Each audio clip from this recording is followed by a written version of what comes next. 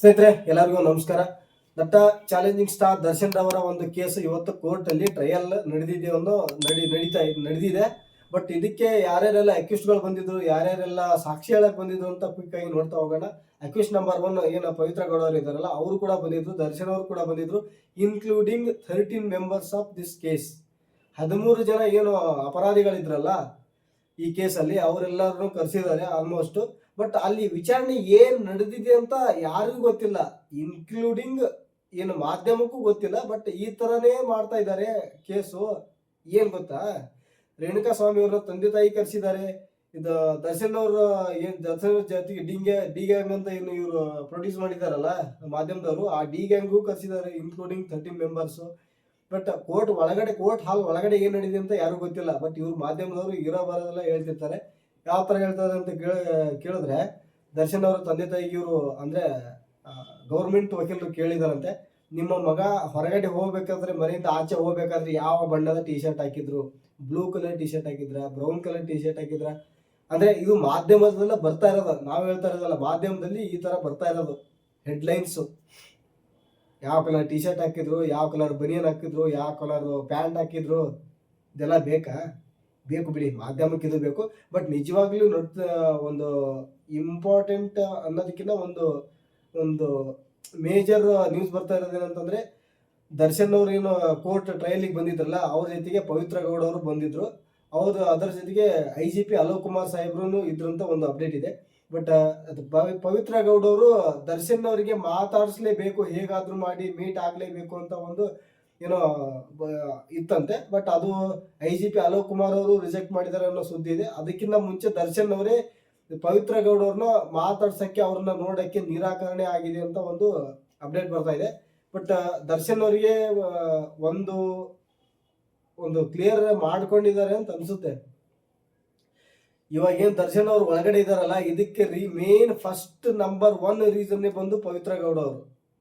ಹಳೇದೆಲ್ಲ ಬೇಡ, ಹೊಸದೇನಿದೆ ಹೊಸ ಜೀವನ ರೂಪಿಸ್ಕೊಳ್ಳಿ ಅಷ್ಟೇ ಸಾಕು ನಮ್ಗೂನು. ಏನ್ ದರ್ಶನ್ ಅವ್ರು ಒಳಗಡೆ ಇದ್ರು ನಮ್ಗೇನು ಖುಷಿ ಇಲ್ಲ.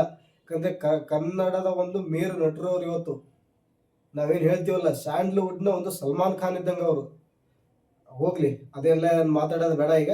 ಬಟ್ ಪವಿತ್ರ ಗೌಡ ಅವರೊಂದು ಮೀಟ್ ಮಾಡಿ ಮಾತಾಡಕ್ಕೆ ಏನೋ ಆಕ್ಷೇಪಣೆ ಪಡ್ತಿದ್ರಂತೆ. ಬಟ್ ಅದಕ್ಕೆ ದರ್ಶನ್ ಅವರು ನಿರಾಕರಣೆ ಮಾಡಿದ್ದಾರೆ ಅಂತ ಒಂದು ಅಪ್ಡೇಟ್ ಇದೆ. ಇನ್ನ ಒಳ್ಳೇದು ಗುರು, ಅಮ್ಮನ್ ಕೇಳೋ ಮಟ್ಟಿಗೆ ಬೇಡ, ಅವ್ರ ಏನು ಸವಾಸನೆ ಬೇಡ. ಎಮ್ಮಂದು ಏನಕ್ಕೆ ಬೇಕು? ಅವ್ರು ಅವ್ರ ಆಸೆ ಪಟ್ಟಿದ್ದಾರೆ, ಅವ್ರ ಆಸೆಗೆ ಮಿತಿ ಇಲ್ಲ, ಕನಸಿಗೆ ಕೊನೆ ಇಲ್ಲ ಅಂತ ಏನ್ ಹೇಳ್ತಾರಲ್ಲ, ಬೇಡ. ದರ್ಶನ್ ಅವರು ಒಳ್ಳೆ ಒಂದು ಡಿಸ್ಕಷನ್ ಮಾಡಿ ಒಂದು ಒಳ್ಳೆ ನಿರ್ಧಾರಕ್ಕೆ ಬಂದಿರೋ ಅಂತ ನನಗೆ ಅನಿಸ್ತಾ ಇದೆ.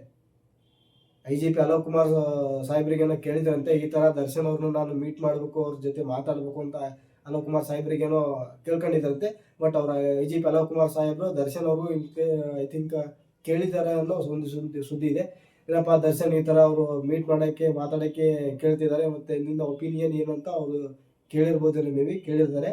ಅದೇ ತರ ಬರ್ತಾ ಇರೋದು ಮಾಧ್ಯಮದಲ್ಲಿ. ಬಟ್ ಅವ್ರು ನಿರಾಕರಿಸಿದ್ದಾರೆ ಅನ್ನೋ ಒಂದು ಸುದ್ದಿ ಬರ್ತಾ ಇದೆ.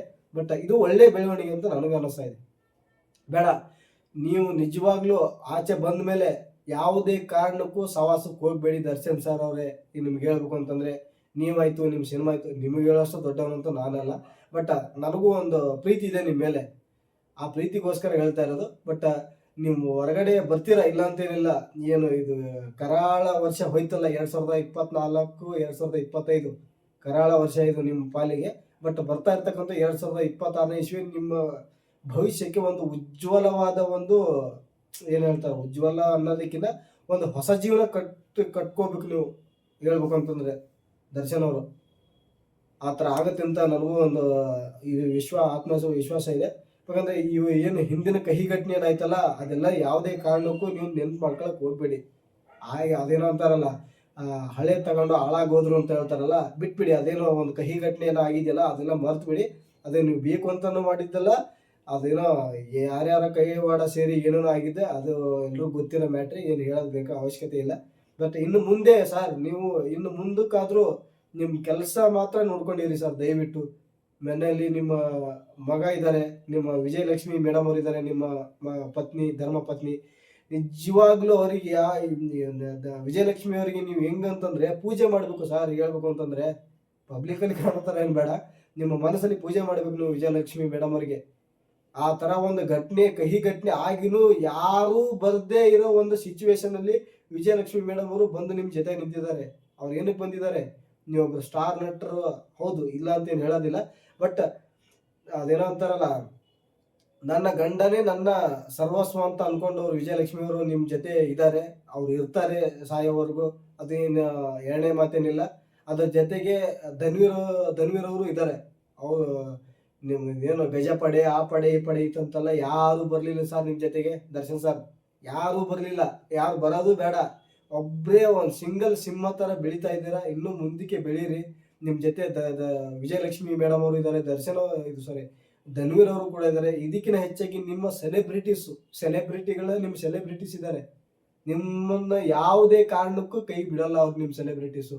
ಇದು ಮಾತ್ರ ಬಂದಿಟ್ಕೊಂಬಿಡಿ ಸರ್, ನೀವು 100% ಹೇಳ್ತಾ ಇದ್ದೀನಿ ನಾನು. 100% ಯಾವುದೇ ಕಾರಣಕ್ಕೂ ನಿಮ್ಮ ಸೆಲೆಬ್ರಿಟಿಗಳು ನಿಮ್ಮನ್ನ ಕೈ ಬಿಡಲ್ಲ.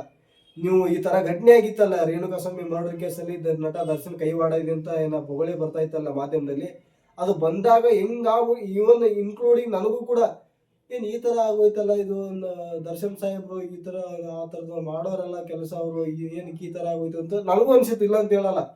ಬಟ್ ಆಮೇಲೆ ಗೊತ್ತಾಗ್ತಾ ಹೋಯ್ತು ಹಂತವಾಗಿ, ಓ ಇದು ಹಿಂಗೆ, ಇವ್ರು ಮಾಡಿರೋ ಚಾನ್ಸ್ ಇಲ್ಲ, ಒಂದು ಕೈವಾಡ ಇದರಲ್ಲಿ ಆಡ್ತಾ ಇದೆ ಅನ್ನೋ ಒಂದು ಸಂಶಯ ನಮಗೂ ಬಂತು. ಬಟ್ ಆ ಟೈಮಲ್ಲಿ ನಿಮ್ಮ ಸೆಲೆಬ್ರಿಟಿಗಳು ನಿಮ್ಮನ್ನ ಕೈ ಬಿಟ್ಟಿಲ್ಲ. ಈ ಟೈಮಲ್ಲಂತೂ ಬಿಡಕ್ ಚಾನ್ಸೇ ಇಲ್ಲ. ಕೆರಿಯರ್ ಮುಚ್ಚೋಯ್ತು ನಿಮ್ದು, ಆಯ್ತು ದರ್ಶನ್ ಕಥೆ ಮುಗೀತು, ದರ್ಶನ್ ಸಿನಿಮಾ ಮಾಡಲ್ಲ ಅಂತ ಏನೋ ಒಂದು ಹಳೆ ಸ್ಕ್ರಿಪ್ಟ್ ಇತ್ತಲ್ಲ, ಆ ಸ್ಕ್ರಿಪ್ಟ್ ಬದಲಾಗಿ ಇವಾಗ ಡೆವಿಲ್ ಮುಖಾಂತರ ಏನೋ ಹೊರಗಡೆ ಬಂದಿದ್ದೀರಲ್ಲ, ಇದರಿಂದ ನೀವು ಯಾವ ಲೆವೆಲ್ಗೆ ಹೋಗ್ತೀರಂತಂದ್ರೆ ಇಡೀ ಸ್ಯಾಂಡಲ್ವುಡ್ ಅಲ್ಲಿ ನಿಮ್ಮನ್ನ ತಡೆಯೋರೇ ಯಾರು ಇಲ್ಲ, ಆ ಲೆವೆಲ್ಗೆ ಹೋಗ್ತೀರಾ. ಇಷ್ಟು ಮಾತ್ರ ಹೇಳಕ್ ಇಷ್ಟಪಡ್ತೀನಿ ನಾನು. ನಿಮ್ಮ ಒಂದು ಏನು 2026 ಒಂದು ಹೊಸ ಬರ್ತಾ ಇದ್ದಿಲ್ಲ, ಹೊಸ ವರ್ಷಕ್ಕೆ ನಿಮ್ಗೆ ಒಳ್ಳೇದಾಗ್ಲಿ. ನೀವು ಇನ್ನೂ ಚೆನ್ನಾಗಿ ಸಿನಿಮಾ ಮಾಡಿ ಒಂದು ಒಳ್ಳೆ ರೀತಿಯಲ್ಲಿ ಬೆಳೀರಿ. ಆಲ್ರೆಡಿ ಬೆಳೆದಿದ್ರೆ ಇನ್ನೂ ಟಾಪಲ್ಲಿ ಹೋಗಿ ಕುತ್ಕೋಬೇಕು ನೀವು. ಯಾಕಂದ್ರೆ ನಮ್ಮ ಕನ್ನಡ ಇಂಡಸ್ಟ್ರಿ ಹೆಂಗಾಗ್ಬಿಟ್ಟಿದೆ ಅಂತಂದ್ರೆ, ಒಬ್ರು ಕಂಡ್ರೆ ಒಬ್ರಿಗಾಗಲ್ಲ, ಅವ್ರು ಕಂಡ್ರೆ ಇವ್ರಿಗಾಗಲ್ಲ, ಇವ್ರು ಕಂಡ್ರೆ ಅವ್ರಿಗಾಗಲ್ಲ. ಇದು ಬರ್ತಾ ಇರೋದು ಮಾಧ್ಯಮದಲ್ಲಿ. ನೀವು ಒಳಗಡೆ ಎಲ್ಲ ಚೆನ್ನಾಗಿರ್ತೀರ, ನಿಮ್ಮ ಜೊತೆ ಆ ನಟನ ಕಂಡ್ರೆ ಇವ್ರಿಗಾಗಲ್ಲ, ಈ ನಟನ ಕಂಡ್ರೆ ಅವ್ರಿಗಾಗಲ್ಲ ಅಂತ ಒಂದು ಹೈಪ್ ಕ್ರಿಯೇಟ್ ಮಾಡ್ತಾ ಇರೋದೇ ಮಾಧ್ಯಮದವರು. ಬಟ್ ಆ ಥರ ಮಾಡೋದು ಬೇಡ. ಈ ಥರ ಯಾರು ಇಲ್ಲವೇ ಇಲ್ಲ. ಎಲ್ಲ ನಟರು ಒಂದೇನೆ ಕನ್ನಡ ಇಂಡಸ್ಟ್ರಿಗೆ. ಕನ್ನಡ ಅಂತ ಬಂದಾಗ ಎಲ್ಲ ನಟರು ನಮ್ಗೆ ಒಂದೇನೆ. ಬಟ್ ಎಲ್ಲದಕ್ಕೆ ಹೆಚ್ಚಾಗಿ ನಿಮ್ಮ ಮೇಲೆ ಮತ್ತೆ ಸುದೀಪ್ ಸರ್ ಅವ್ರ ಮೇಲೆ ನಮಗೆ ಹೆಚ್ಚಿನ ಪ್ರೀತಿ ಇದೆ, ಇಲ್ಲ ಅಂತ ಹೇಳೋದಿಲ್ಲ. ಬಟ್ ಅದು ಏನಾದ್ರೂ ಆಗಲಿ, ಅದು ಹಳೆದೆಲ್ಲ ಮರ್ತು ಬಿಡಿ. ಇನ್ನು 2026ಕ್ಕೆ ನಿಮ್ಗೊಂದು ಒಳ್ಳೆ ಹೊಸ ಜೀವನ ರೂಪಿಸ್ಕೊಳ್ಳಿ ನೀವು ಅಂತ ಹೇಳ್ತೀನಿ. ನಮಸ್ಕಾರ.